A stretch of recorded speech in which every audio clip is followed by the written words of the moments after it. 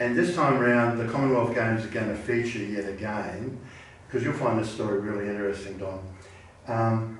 So Joe in 1977 had the Queensland coat of arms changed and went from a very simple coat of arms to a more ornate coat of arms with the red deer and the brolga and then the motto on the bottom, and that was brand new.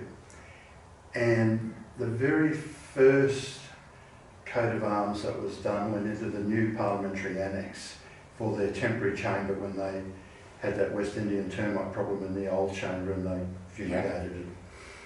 Now, you won't believe this, but the man who created that very first coat of arms, which is now in the Kingaroy Museum, I might add, also did the rotary fountain down the valley. Right. And everyone of our vintage knows of the rotary fountain because it used to spray water. That's right. Everywhere. And that coat of arms was called the rotary fountain. And it was designed by James McCormack, one of the leading agitators at Guides Expo 88. And it was also the welcome to the city fountain for Commonwealth Games, but also for World Expo 88. And that has been recast, and it's sitting up now in bronze on the corner of Albert and Wickham Terrace. Not commonly known at present because it's not officially lit, but it will be officially lit in the near future. And so, just can you recall any personal stories about driving past that fountain and having a wash?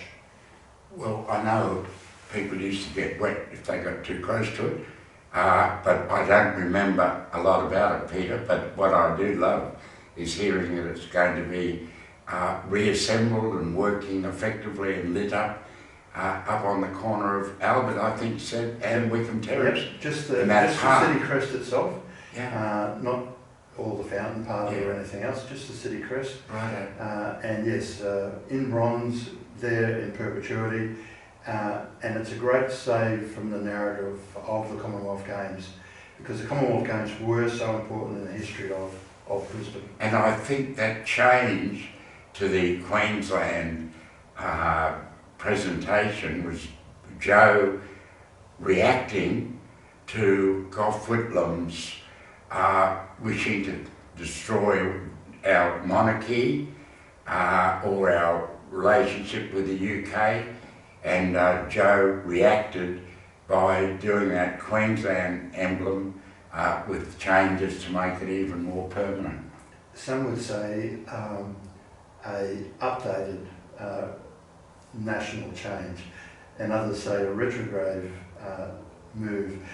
But either way, it's in a democratic electorate. It's good to see the tussle between that history, and I think that's what keeps our nation so alive. And vibrant. And vibrant, exactly right. And you'll be really interested to know that the very first time a coat of arms was signed into being in the Southern Hemisphere was in 1977 at Cloudland, the building that's now been demolished, under Joe's somewhat slack heritage laws, by the Queen in presence. She didn't actually sign it, she wasn't allowed. The herald of the coat of arms came out with the Queen and it was signed into existence. And so, yes, Joe's attention to detail is legendary. Yeah. And with that, we might just stop on that particular point, because that topic of Joe being legendary is in itself something that we can talk at length about, and will in our next video. Thank you, and good morning again.